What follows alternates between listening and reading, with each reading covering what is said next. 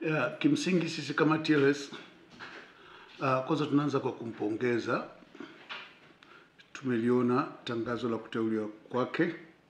Kwa hiyo tunampongeza Mheshimiwa Masaju George kwa uteuzi huo na kwa nafasi hiyo muhimu, na kipekee tunamtakia kila laheri katika utendaji wake. Honestly ni kwamba ana sifa za kikatiba kwenye nafasi aliyoteuliwa. Ana uzoefu wa sehemu zote mbili. Ana uzoefu kama wakili mahakamani, lakini vile vile ana uzoefu kama jaji, lakini vile vile ana uzoefu kama mtendaji, kwa sababu amewahi kuwa mshauri wa rais Ikulu. Kwa hiyo ni mtu ambaye ana uzoefu wa maeneo yote matatu, ambaye ninaamini kwamba kwa kuanzia hapo alipoishia Profesa Juma, Mheshimiwa Masaju atachukua yale yote positive, kwa sababu upande wa Juma, moja ya mambo Profesa Juma, mambo makubwa yaliyofanyika ni ule uboreshaji wa miundombinu pamoja na masuala ya teknolojia kwa mahakama zetu. Kwa naamini kwamba kuteuliwa kwa Mheshimiwa Masaju katika nafasi hiyo atakwenda kuanzia sasa pale kwenye kuboresha sasa kwenye matokeo ya haya maendeleo ya miundombinu na kiteknolojia, kuhakikisha kwamba maamuzi na aina ya maamuzi yanayotoka mahakamani yanakuwa ni yale maamuzi yanayojenga integrity na haiba nzima ya mahakama, na hususan masuala muhimu ya kesi ambazo jamhuri inahusika, ambazo wengi na wadau wengi wamekuwa wakiwa na hofu kidogo kuhisi kwamba labda kuna changamoto kwa namna haki zinavyotolewa. Kwa hiyo hilo ni eneo ambalo mahakama yetu itatakiwa ifanye, kwa sababu mahakama ule utukufu na uhuru wa kimahakama ni jambo nyeti mno na muhimu katika swala la kiuchumi, hasa katika timely katika kutatua migogoro kwa wakati.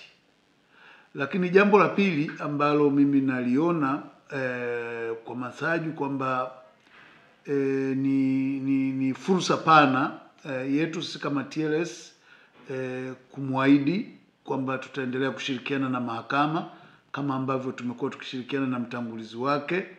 Lakini vile vile ni wito wangu wa kipekee kwamba moja ya kazi kubwa anayotakiwa kufanya ni kupitia na kuona namna ambavyo mahakama itafanya marekebisho makubwa mno katika maamuzi. Kuna zaidi ya maamuzi 200 yako mahakamani ambao kwa kweli ni vurugu, it's chaotic, yani maamuzi yanagongana, yanakizana, hakuna ile mambo ya stare decisis katika mifumo yetu ya kimaamuzi. Inaonekana kila mtu anaamua anavyotaka, kila panel inaamua inavyoona, jambo ambalo linawageuza mawakili kuwa kama wapiga ramli wanapofika mahakamani. You cannot effectively umadvise mteja kuexpect ni jambo gani atakutana nalo.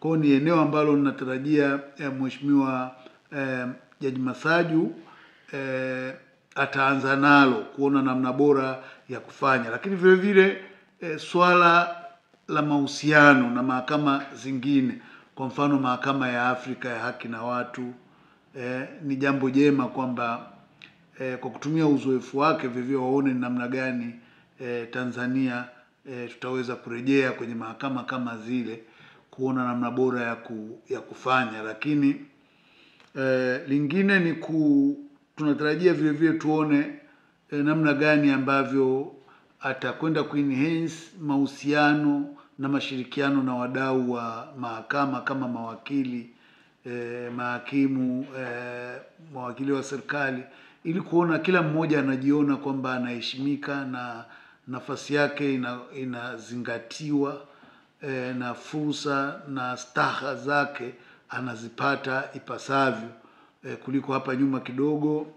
Saizi hali ilitengemaa, lakini nyuma kidogo kulikuwa na malalamiko namna ambavyo mawakili wa private walikuwa wakitendewa, lakini niseme kwa kweli toka tuingie kwenye uongozi kumekuwa na muimariko mzuri sana, tumekuwa na mashirikiano mazuri sana, na kama kumekuwa na incidents zimekuwa ni incidents chache sana, lakini ambazo zimekuwa zikishughulikiwa kwa pamoja kama timu kwa maslahi ya tasnia yetu ya sheria.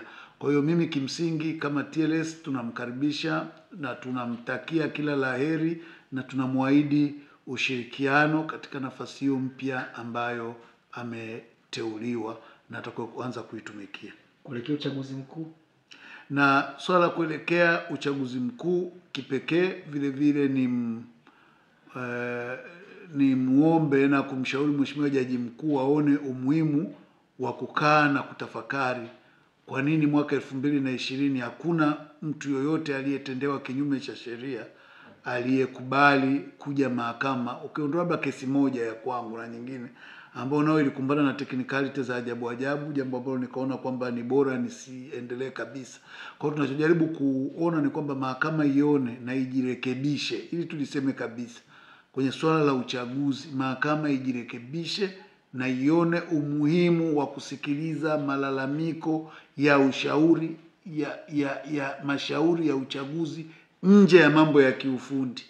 Kwa kweli kwa sababu ni eneo muhimu na nyeti sana katika utawala wa sheria.